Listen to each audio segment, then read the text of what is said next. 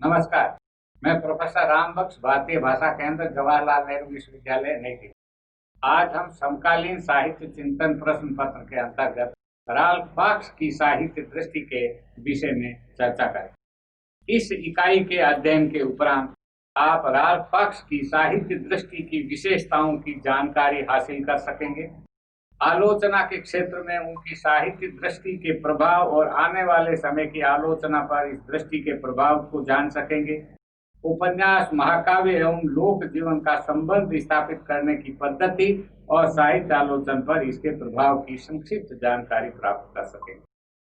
प्रस्तुत पाठ Ralph box की साहित्य दृष्टि के अध्ययन के निमित्त है। राल्फ बाक्स और साहित्य और कला की आलोचना के एक महत्वपूर्ण आलोचक माने जाते हैं। उनका जन्म सन 1900 में हैलिफैक्स, यॉर्कशायर, इंग्लैंड में एक मध्यवर्गीय परिवार में हुआ। राल्फ बाक्स ने विश्वविद्यालय की विधिवत शिक्षा प्राप्त की थी और उन्होंने ऑक्सफोर्ड विश्वविद्यालय से आधुनिक भाषाओं का अध्ययन किया था। इस अर्थ में राल्फ बाक्स क्रिस्टोफर कार्डवेल से अलग थे। क्रिस्टोफर कार्डवेल ने अपना अधिकतर अध्ययन स्वाध्याय द्वारा किया और इस स्वाध्याय के कारण उनके चिंतन में कई तरह की खामियां रही। ये कमियां आपको राल्फ बाक्स के लेखन में दिखाई नहीं देती, क्योंकि उन्होंने विश्वविद्यालय के अंदर रहते हुए साहित्य अध्ययन की जो मान्य पद्धतियां हैं, उन मान्य पद्धतियों को उन्होंने समझा और जाना था। और विश्वविद्यालय के अंदर जिस तरह से, जिन नियमों के अंतर्गत, जिस पद्धति के अंतर्गत किसी सिद्धांत, दर्शन, विचार या साहित्य का अध्ययन होता है, उसके वो बहुत ही जानकार थे। 1917 में जब सोवियत संघ में बोल्शेविक क्रांति हुई, उसके बाद ये धीरे धीरे रूसी उन्होंने अपने अध्ययन और देशाटन के द्वारा अपने ज्ञान को पुष्ट किया। बाद में जब ये ऑक्सफोर्ड में पढ़ रहे थे तो सेना के अधिकारियों में इनका कैडेट रेजिमेंट में लेफ्टिनेंट के रूप में इनका चयन हुआ और इनको विश्व युद्ध में, प्रथम विश्व युद्ध में भाग लेना था। लेकिन जब तक ये इनको भेजा जाता तब तक प्रथम विश्व युद्ध समाप्त हो चुका था और इसलिए वो गए। 1917 में जब बोल्शेविक क्रांति हुई तो ये जो है हैंड्स ऑफ रशिया इस समिति के वो सक्रिय सदस्य रहे और उन्होंने रूस के समर्थन में एक तरह से इंग्लैंड में एक वातावरण बनाया। इसके साथ ही वो इंग्लैंड की जो कम्युनिस्ट पार्टी है, उस कम्युनिस्ट पार्टी की जो स्थानीय इकाई है, उस इकाई को बनाने में भी इनकी एक महत्वपूर्ण भूमिका थी। इन्होंने कुछ नियमित पत्रकारिता भी की। मार्क्स, लेनिन और एंगल्स की रचनाओं का इन्होंने विधिवत अध्ययन किया। 1933 में इन्होंने लेनिन की जीवनी लिखी। इसके अलावा इन्होंने वो जो अंग्रेजी उपन्यास है और विशेष रूप से यूरोप के उपन्यास, फ्रेंच के उपन्यास, इन सब उपन्यास साहित्य का बड़ा गंभीर अध्ययन किया और इसकी एक पद्धति विकसित करने की कोशिश की। इससे पहले कोई उपन्यास की आलोचना की ऐसी पद्धति नहीं थी। ये इनकी जो मृत्यु है वो काराडोबा, स्पेन में 3 जनवरी सन 1937 में हुई और ये अंतर्राष्ट्रीय फांसीवाद के विरुद्ध स्वैच्छिक रूप से इंटरनेशनल ब्रिगेड में शामिल हुए और इस ब्रिगेड की तरफ से ही युद्ध करते हुए इन्होंने अपनी जान दी। और इन्होंने इस तरह मार्क्सवादी दृष्टि से साहित्य की पद्धति विकसित करने का काम किया और मार्क्सवादी राजनीति में भी वो सक्रिय रूप से शामिल रहे और इनके इस बलिदान के कारण भी इनका साहित्यिक महत्व भी बढ़ा। इनकी जो पुस्तक है नॉवल एंड द पीपल, ये उनकी ख्याति का अंतर्राष्ट्रीय आधार है। इसके पुस्तक का हिंदी में अनुवाद हो चुका है, उपन्यास और लोक जीवन के नाम से, और इसकी जो भूमिका है हिंदी के प्रसिद्ध आलोचक रामविलास शर्मा ने की। तो एक तरह से और भी कई सारा लेखन, पत्रकारिता में रहते हुए उन्होंने लेख लिखे थे, लेकिन ये जो पुस्तक है ये अपने ढंग से उपन्यास की आलोचना की दृष्टि से बड़ी क्लासिक और महत्वपूर्ण पुस्तक मानी जाती है और राल्फ बाक्स का जो महत्व है वो इस पुस्तक के कारण है। मुख्य बात जो इन्होंने कही वो ये कहा कि उपन्यास जो है वो आधुनिक काल का महाकाव्य है। यानी जो महत्व मध्यकाल में सामंतवाद में महाकाव्य का था वही आधुनिक युग में उपन्यास का है। और उपन्यास का ये जो उदय है वो पूंजीवाद के उदय के साथ हुआ। इसलिए पूंजीवाद जब अपने संघर्ष की अवस्था में था, जिस समय सामंतवाद को नष्ट कर रहा था, जिस समय वो प्रगतिशील भूमिका निभा रहा था, उस समय एक नए साहित्य रूप की स्थापना हुई। गद्य का जमाना था और उसमें ये जो नया काव्य रूप है, ये नया जो साहित्य का जो रूप है, वो उपन्यास के रूप में आया और उसमें चूंकि समग्र जीवन का चित्रण होता है, इसलिए उसको इन्होंने, राल्फ पाक्स ने कहा कि ये एक तरह का महाकाव्य है। इन्होंने 18वीं शताब्दी के ब्रिटिश जो साहित्य है और विशेष रूप से अंग्रेजी आलोचना है, इस आलोचना की बड़ी गहरी मार्मिक विश्लेषण किया और उन्होंने कहा कि स्मार्ट प्ले और फील्डिंग, ये जो है दोनों बड़े उपन्यासकार उस जमाने में थे। और जो अन्य आलोचक मानते थे कि एडिसन, स्टील और रिचर्डसन, उनके बजाय ये जो फील्डिंग है वो ज्यादा बड़ा, स्मॉलेट और फील्डिंग ये ज्यादा बड़े उपन्यासकार। तो एक तरह से दो बातें इस संदर्भ में महत्वपूर्ण है कि एक तो उन्होंने ये जो आलोचना की, जो उपन्यास की आलोचना का जो सिद्धांत है, उस सिद्धांत को विकसित करने की कोशिश। दूसरा उन्होंने जो बहुत महत्वपूर्ण काम किया वो ये कि अंग्रेजी उपन्यासों की, और शुरू से लगाकर 17वीं शताब्दी से 18वीं शताब्दी के, 19वीं शताब्दी के, उनके समय तक 20वीं शताब्दी के शुरू के दिनों के, ये जो यूरोप में उपन्यास आए थे, इन उपन्यासों का बड़ा बारीक विश्लेषण किया। और उसमें से अगर आप सिद्धांतों में तो फिर भी थोड़ी बहुत असहमति आप कर सकते हैं कि इसमें इतनी बारीकी नहीं है जितनी बारीकी आज उपन्यास की आलोचना में होती है, लेकिन जहां तक व्यवहारिक आलोचना है, उन रचनाकारों पर जो टिप्पणियां फॉक्स ने की थी, वो टिप्पणियां आज भी बहुत महत्वपूर्ण मानी जाती हैं। तो सूत्र रूप में राल्फ पाक्स का कहना है कि उपन्यास वर्तमान पूंजीवादी युग का महाकाव्य, परंतु ये उपन्यास जो है महाकाव्य नहीं है, महाकाव्य से अलग है। महाकाव्य में होता यह है कि इसमें संपूर्ण समाज की अभिव्यक्ति हो, उपन्यास में वैसी अभिव्यक्ति संभव ही नहीं। इसलिए पाक्स ने लिखा, महाकाव्य के पात्रों और उस समाज के बीच जिसमें वे रहते थे एक संतुलन था और वो संतुलन अब विलुप्त हो चुका है। इसके लिए उन्होंने इलियड की, और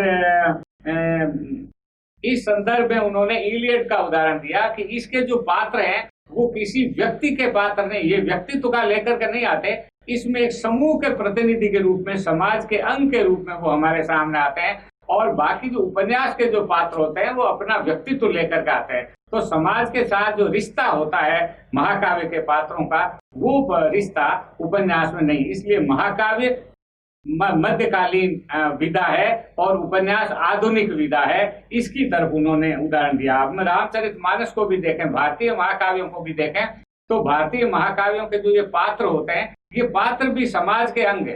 राम और सीता कोई व्यक्ति नहीं है, इसी तरह रावण कोई व्यक्ति नहीं है। ये कुछ वृत्तियों का, कुछ मनोवृत्तियों का, कुछ विचारों का, कुछ भावनाओं का प्रतीक बन करके हमारे सामने आते हैं। इसलिए वो महाकाव्य है। और इस महाकाव्य का नायक समाज के विरुद्ध, प्रकृति के विरुद्ध, व्यक्ति के विरुद्ध नहीं होता, वो सबके साथ सामंजस्य स्थापित करता है। रामचरितमानस में भी सबके साथ सामंजस्य स्थापित करने की कोशिश करते हैं। इसलिए हजारी प्रसाद द्विवेदी ने कहा कि तुलसीदास ने समन्वय की विराट साधना की है।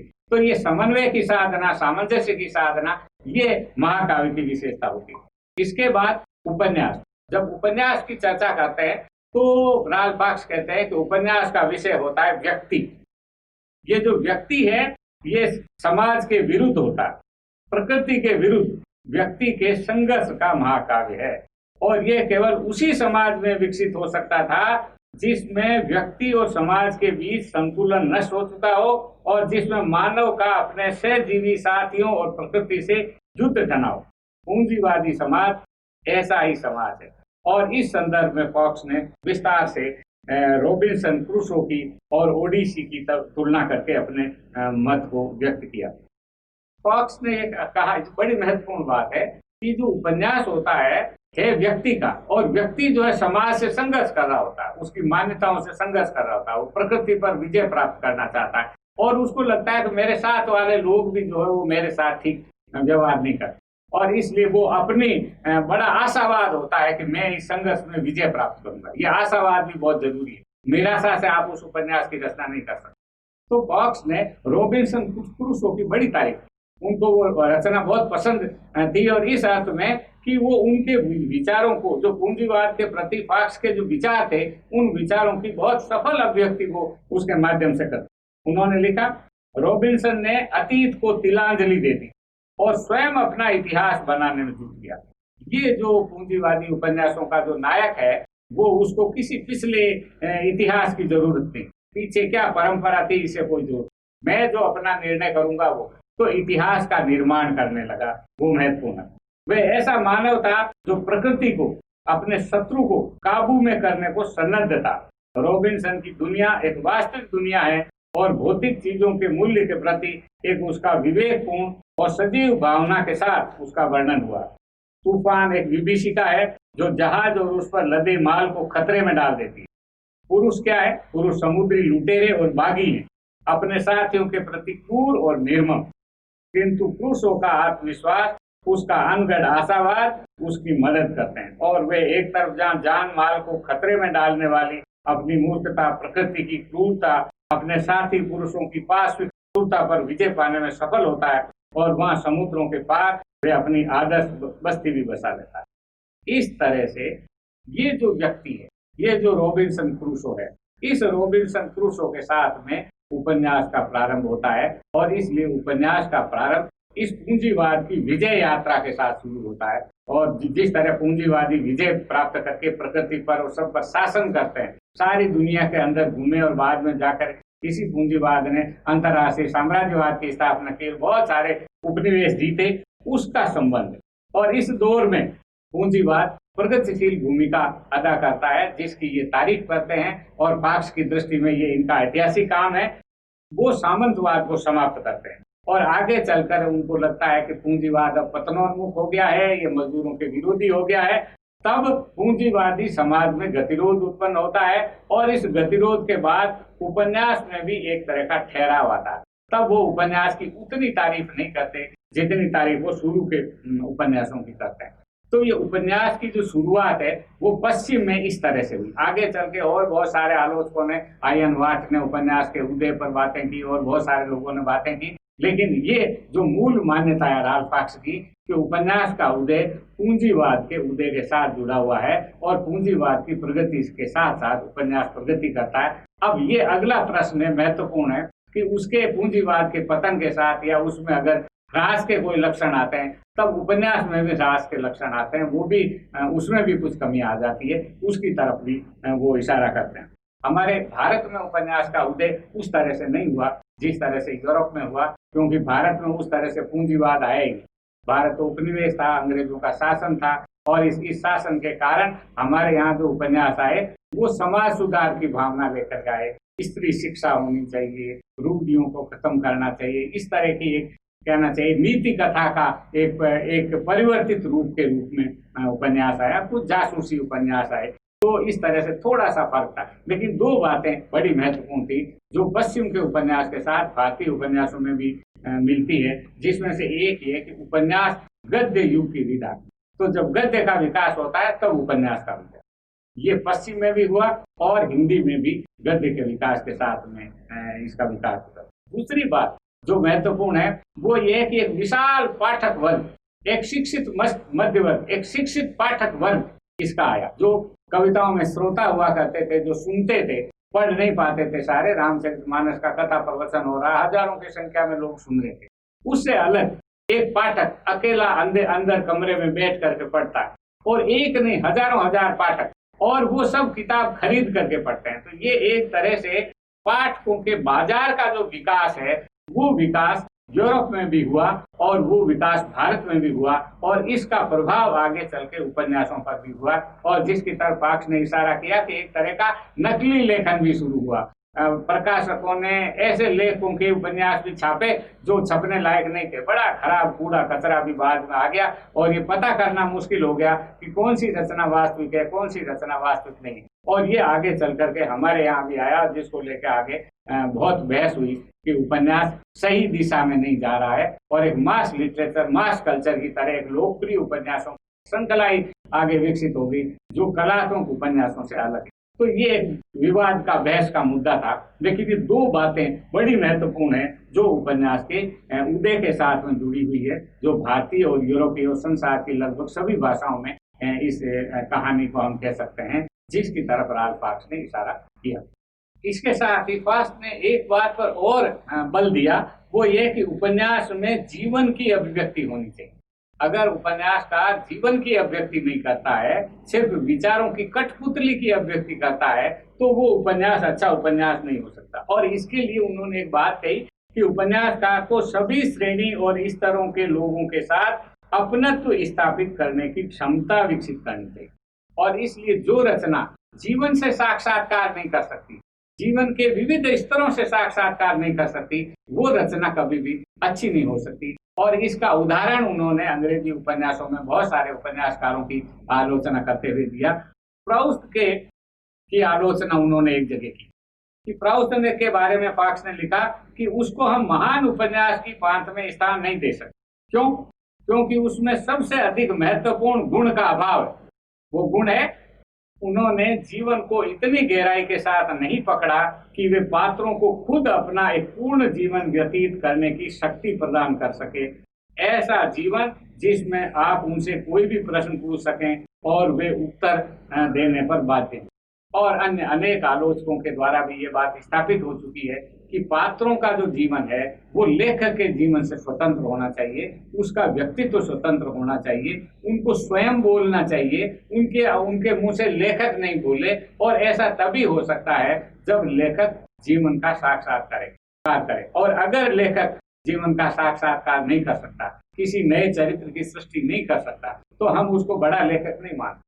प्रेमचंद का महत्व तो इसलिए है कि होरी और धनिया रेणु ने अनेक मानवीय चरित्रों को हमारे सामने रखा, समाज के अनेक स्तरों के लोगों को सामने रखा।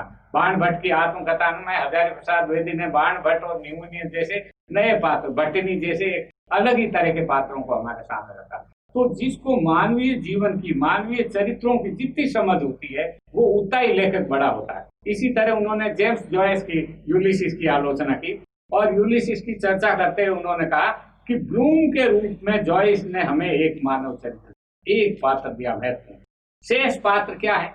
शेष पात्र तो लेखक के जो परिचित हैं, उन परिचित दायरे में लिए गए लोगों की छवि मात्र।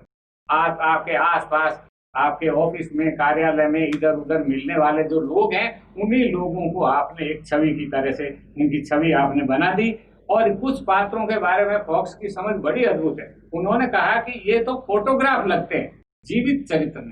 उपन्यास में अगर आपने यथार्थ का भी वर्णन किया है, फोटोग्राफी में भी एक तरह का यथार्थ होता है, लेकिन फोटोग्राफी के जो यथार्थ होता है उसमें वो जीवन चरित्र नहीं होता। इसलिए मानव चरित्र के संदर्भ में वो शेक्सपियर के प्रशंसक कि शेक्सपियर ने जिस तरह से चरित्रों का निर्माण किया वो बहुत ही महत्वपूर्ण है। और इसलिए उन्होंने एक जगह विलियम हेजलिट के एक मत को उद्धृत किया है जिसमें उन्होंने इसकी तारीफ की है शेक्सपियर की, और चौसर से उसकी एक तुलना की।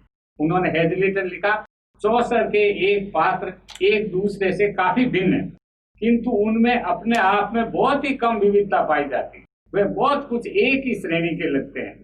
वे सुसंगत किंतु एक रूप है। आरंभ से लेकर अंत तक हमें उनके बारे में कुछ पता नहीं चलता। उन्हें भिन्न भिन्न रूपों में नहीं दिखाया गया है, न ही नई नई परिस्थितियों में उनके दबे हुए गुणों को उभार कर दिखाया गया। वे मानो आकृतियां हैं जिनका वर्णन अत्यंत सच्चाई एवं कल्पनातीत पूर्णता के साथ हुआ है, किंतु उनके हाव भाव एक से ही हैं जो कभी बदलते हैं। शेक्सपियर के पात्र कैसे हैं? शेक्सपियर के पात्र ऐतिहासिक विभूतियां उतने ही सही और सच्चे, किंतु उन्हें अमल के क्षेत्र में उतारा गया है जहां दूसरों के साथ संघर्ष में टक्कर और तुलना के समूचे प्रभाव को लिए हुए प्रकाश और छाया की तमाम बारीकियों के साथ उनके हर रंग और मांसपेशी को उभार कर दिखाया गया है। चौसर के पात्र वर्णनात्मक है, शेक्सपियर के नाटकीय और मिल्टन के महाकाव्यात्मक। यथार्थ यह है कि चौसर अपनी कहानी का केवल उतना ही अंश प्रकट करते थे जितना कि वे प्रकट करना चाहते थे, जितना कि उनके उद्देश्य विशेष के लिए आवश्यक होता था। अपने पात्रों की ओर से वे स्वयं ही उत्तर देते थे। शेक्सपियर में वे मंच पर खड़े कर दिए जाते हैं, दुनिया भर के सवाल उनसे पूछे जा सकते हैं और वे अपने उत्तर स्वयं देने पर बाध्य होते हैं। चौसर के चरित्र का सार तत्व स्थिर है। शेक्सपियर में ये निरंतर संगठित और विघटित होते रहता है। अन्य मूल पिंडों के संपर्क में आने पर उनके प्रति आकर्षण या विकर्षण की एक के बाद दूसरी क्रिया के कारण संपूर्ण पिंड का प्रत्येक कण उबलता फूलता रहता है। जब तो प्रयोग जारी रहता है, हम उसके नतीजों को भांप नहीं पाते, ये नहीं जान पाते कि अपनी नई परिस्थितियों में पात्र कौन सी करवट लेता है। ये जो लंबा उद्धरण फॉक्स ने हेजलिट का दिया है, इसमें उन्होंने पूरी अपनी सहमति व्यक्त की है कि किस तरह से शेक्सपियर के पात्र आपको जीवंत लगे, और उसमें से आप पहले से तय, जैसे मनुष्य के बारे में हम पहले से तय नहीं कर सकते कि इस परिस्थिति में क्या करेगा, वो इधर भी जा सकता है तो उधर भी जा सकता है, वो आपका समर्थन भी कर सकता है, विरोध भी कर सकता है। ये अनिश्चयात्मक वृत्ति मानवीय चरित्र की विशेषता, और ये विशेषता शेक्सपियर के पात्रों की है। जब आपने निश्चित कर दिया कि ये तो खल पात्र है, खल ही रहेगा, ये अच्छा पात्र है, अच्छा ही रहेगा, ये भला है, भला ही रहेगा, तब वो वास्तविक नहीं होती। और इसकी तरफ उन्होंने इशारा किया कि जिन रचनाकारों की रचनाओं जीवन की वास्तविकता का चित्रण होता है, वो रचनाकार बड़ा हो। अब आपकी विचारधारा चाहे जितनी बड़ी हो, चाहे जितनी श्रेष्ठ हो, और इस अर्थ में उन्होंने जो समाजवादी यथार्थवाद है, उस समाजवादी यथार्थवाद के रचनाकारों की भी बहुत तारीफ की। उन्होंने कहा कि नहीं, ये जो है जैसे क्रांतिकारी जो पात्रों से या जीवन से भरे हुए उपन्यास होते हैं, उसमें सबसे अविश्वसनीय चरित्र वो क्रांतिकारी हो, या जैसे कम्युनिस्टों का वर्णन किया तो कम्युनिस्ट तो है, मनुष्य है कि नहीं है इसका पता नहीं। तो ये जो बड़ी हास्य किस्म की बड़ी कठोर टिप्पणी अपनी मान्यताओं के लेखों के बारे में भी राल्फ पाक्स को के रचनाओं में इस पुस्तक में मिलती है, जिससे लगता है कि वो कितने निर्मम होकर के चीजों को देखने दिखाने में विश्वास करते हैं, और इसीलिए किसी तरह का कोई रियायत नहीं बरतते। जिस रचनाकार की उनको जितनी आलोचना करनी होती है उतनी ही वो आलोचना करते हैं। अब लेखक की विचारधारा। अब यहाँ पर फॉक्स ने कहा कि एक सुसंगत जीवन दृष्टि के बिना आप उपन्यास नहीं, उपन्यास कोई क्षणिक आवेग नहीं। उपन्यास में आदमी व्यक्ति के जीवन की कथा कहता है, उसकी पीड़ाओं का वर्णन करता है, उसके संघर्ष का वर्णन करता है, लेकिन उसका जो संघर्ष है वो किसी दिशा में आगे बढ़ता है। किस दिशा में आगे बढ़ेगा, और इस दिशा में, जिस भी दिशा में वो आगे बढ़ेगा, वो लेखक की विचारधारा से, उसके दर्शन से चीजें आएगी। इसलिए जब तक आपके पास में दर्शन नहीं है, तब तक पात्रों के भीतरी अंतर्द्वंद को आप कोई दिशा नहीं दे सकते, और जब आप दिशा नहीं दे सकते तब वो संपूर्णता में उसकी अभिव्यक्ति नहीं हो सकती। इसलिए इन्होंने कहा कि जीवन दर्शन बहुत महत्वपूर्ण चीज होती है उपन्यास। बिना जीवन दर्शन के आप कहानी लिख सकते हैं, एक छोटी लघु कथा लिख सकते हैं, कविता लिख सकते हैं, प्रगीत लिख सकते हैं, क्योंकि आपने एक मानसिक प्रतिक्रिया व्यक्त कर दी। लेकिन जब जीवन की संपूर्णता में आप चित्रण कर रहे हैं, तब आपको जीवन की समझ की जरूरत होती है। यहाँ पर फॉक्स ये नहीं कहते कि उपन्यासकार को दार्शनिक होना चाहिए, हालांकि वो ये जरूर मानते हैं कि ये उपन्यास लिखना जो एक तरह का दार्शनिक धंधा है। पर प्रश्न तो ये उठता है कि कोई भी रचना जो महान है वो महान क्यों है, क्यों कोई रचना महान है और क्यों कोई रचना महान नहीं है। तो यहाँ पर फॉक्स ने इसका उत्तर दिया कि महान रचना इसलिए महान है कि उसमें चिंतन का गुण निहित है, और वे जीवन की अत्यंत भावपूर्ण या कहना चाहिए प्रेरणापूर्ण टीका है, और यही वे गुण है जिससे कथा की स्थापनाओं की परीक्षा होती है, और इसी के द्वारा हम किसी रचना को प्रथम कोटि की या द्वितीय कोटि की रचना तय करते हैं। तो जीवन के बारे में जो चिंतन है, जो बिखरा हुआ हमारा जीवन है, उसके से जो निष्कर्ष निकलते हैं वो किसी निष्कर्ष को बड़ा बनाते हैं। और इसलिए उन्होंने ये कहा, एक बार चेखव से किसी ने ये प्रश्न पूछा, चेखव संसार के सबसे बड़े कहानीकार माने जाते हैं। कुछ लोगों का कहना है कि चेखव के बाद तो कहानी लिखना ही असंभव है, क्योंकि वो कहानी के जितने सर्वोत्तम गुण हैं वो उन्होंने कहानी भी गद्य विधा है और उपन्यास से थोड़ी छोटी है। तो किसी प्रशंसक के मन में आया कि काश चेखव एक उपन्यास लिख देते। तो चेखव ने उपन्यास क्यों नहीं लिखा? एक बार चेखव से पूछा अपने किसी प्रशंसक को, उन्होंने पत्र लिखा और पत्र में कहा, चेखव डॉक्टर थे तो चिकित्सा कर्म में व्यस्त रहते थे, तो उन्होंने कहा कि चिकित्सा कर्म जैसे भिन्न क्षेत्र में अपना अधिकांश समय देने के कारण मैं अपना कोई समग्र जीवन दर्शन विकसित नहीं कर पाया। एक सुस्पष्ट जीवन दर्शन के बिना कहानियां ही लिखी जा सकती है, उपन्यास नहीं। इसलिए ये जो जीवन दर्शन है, ये जीवन दर्शन होना आपके लिए बहुत जरूरी है, उसके बिना आप उपन्यास की रचना नहीं कर सकते। इसलिए आप देखते हैं कि हमारे हिंदी के भी जो बड़े उपन्यासकार हैं, बड़े रचनाकार हैं, उन रचनाकारों की एक जीवन दृष्टि है, एक जीवन के प्रति समझ है। फॉक्स के अनुसार ऐसी समझ, ऐसी दृष्टि मार्क्सवाद में है। इससे कोई चाहे तो सहमत हो सकता है, इससे कोई चाहे तो असहमत हो सकता है, लेकिन इस बिंदु तक फॉक्स की बात को सभी मानते हैं कि एक जीवन दृष्टि आपकी होनी ही होनी चाहिए। आपको जिंदगी में अच्छे बुरे का विवेक आना ही चाहिए। आप किसी के पक्ष में और किसी के विरोध में होना ही चाहिए और आपकी एक स्पष्ट समझ होनी चाहिए। तब आप उस पात्र को, उन रचनाओं को, उस जीवन को आप अभिव्यक्त कर सकते हैं। अन्यथा आपका जो सारा जीवन है वो कोई अर्थ नहीं देगा, उससे आप किसी निष्कर्ष पर नहीं पहुंचेंगे। ये मुख्यतः माने जीवन की अभिव्यक्ति और जीवन के प्रति समझ, इसके भीतर की जो बारीकियां हैं, इन बारीकियों की तरफ किस तरह से लेखक की विचारधारा लेखन को प्रभावित करती है, इन बारीकियों की तरफ राल्फ वॉक्स को के पास जाने का समय नहीं था और ये बाद के आने वाले आलोचकों ने इसे विकसित किया। इसलिए कुछ लोगों का यह भी आरोप है कि राल्फ वॉक्स ने ऊपर ऊपर की मोटी मोटी जो है धारणाएं विकसित कर दी, जिनके भीतर से आगे चल करके साहित्य आलोचना को विकसित होना था। लेकिन ये जो मूल स्थापनाएं हैं, ये मूल स्थापनाएं आगे चल करके भी वैसे की वैसी ही बनी रही।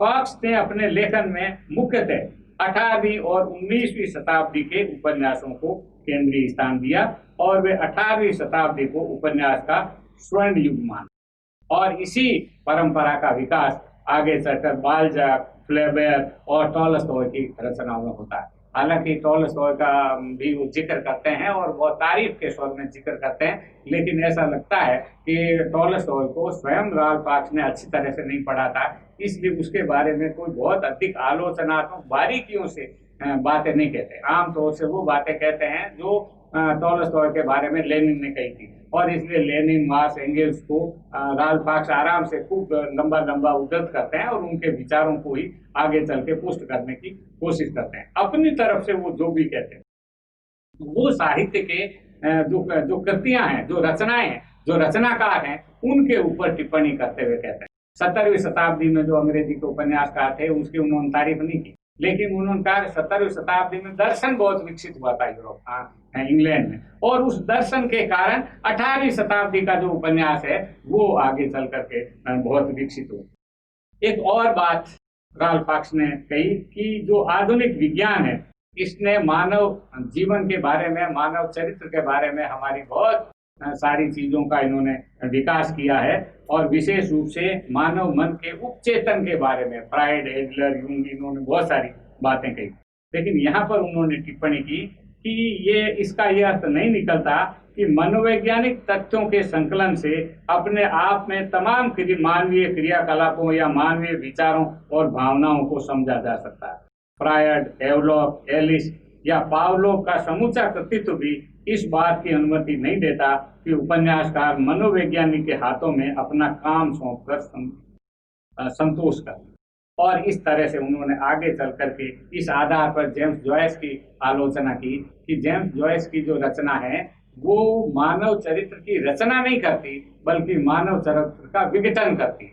उस मानव चरित्र को तोड़ करके देखती है कि अंत में वो कैसा बनता है या उसके अंदर से क्या बातें बनती है, इसकी ओर संकेत है। तो मनोविश्लेषणवादी जो लेखन जो बाद में उपन्यासों के क्षेत्र में बहुत आया, उसके बारे में भी वॉक्स ने बड़ी बारीक और सतर्क टिप्पणी की है कि हमें जानना तो चाहिए, लेकिन उसकी उपयोगिता की एक सीमा है जो भी हमें पता चले। वॉक्स की जो मृत्यु है बहुत ही अल्प आयु में होगी, लेकिन उन्होंने बहुत थोड़े समय में जो लिखा उससे एक साहित्य के शास्त्र को समझने में हमें मदद मिली। बाद में उसकी जो मान्यताएं हैं, उन मान्यताओं से स्वयं मार्क्सवादी आलोचकों ने भी असहमति व्यक्त की और कुल मिला करके उनको ये माना जाता है कि वो एक तरह से ये आलोचना का एक प्रारंभ उन्होंने किया, जिसमें आगे चल करके आलोचना विकसित हुई। ब्रिटेन में उन्होंने 18वीं शताब्दी के उपन्यासों के आलोचनात्मक यथार्थवाद का उन्होंने बहुत गीत गाए, बहुत तारीफ की, लेकिन बाद के उपन्यासों को हीन मानना और ये मानना कि आगे चलकर जब पूंजीवाद पतित हुआ तो उपन्यास भी पतित हो गए। ये जो कार्य कारण समाज के साथ में साहित्य के कार्य कारण की व्याख्या जो राल्फ वॉक्स ने की है, इसको बहुत सारे आलोचक नहीं मानते। इसलिए एक तरह से पतनशील जो बुर्जुआ वर्ग है उसके कारण ये उपन्यास भी पतनशील हो गया। इस दिशा के अंदर लोगों का मानना यह है कि ये कुछ यांत्रिक किस्म का है। तो राल्फ वॉक्स ने समाज और इसके साहित्य के अंतः संबंधों की व्याख्या की, उनकी यांत्रिकता की तरफ बाद के आलोचकों ने ध्यान दिया और कहा कि ये ठीक नहीं है। लेकिन जहां तक व्यवहारिक आलोचना का प्रश्न है, अभी भी उसमें इन रचनाकारों को समझने की हमारी दृष्टि मिलती है। हालांकि राजनीति का जो अतिरिक्त आग्रह है वो इनकी इनकी आलोचना के महत्व को थोड़ा सा कम कर देता है। यदि इस हिस्से को एक तरफ करके देखा जाए तो उपन्यास को समझने समझाने का जो प्रारंभिक प्रयास जिस आलोचकों ने किया है उनमें से राल्फ वाच एक महत्वपूर्ण नाम है। और इतने ज्यादा लिखने के बावजूद जॉर्ज लुकास से बहुत कम समय इनको मिला। लुकास ने उपन्यास के बारे में बहुत लंबी और बड़ी बड़ी बातें कही, लेकिन ये छोटा सा जो ग्रंथ है ये किसी भी तरह से लुकास से कम महत्वपूर्ण नहीं।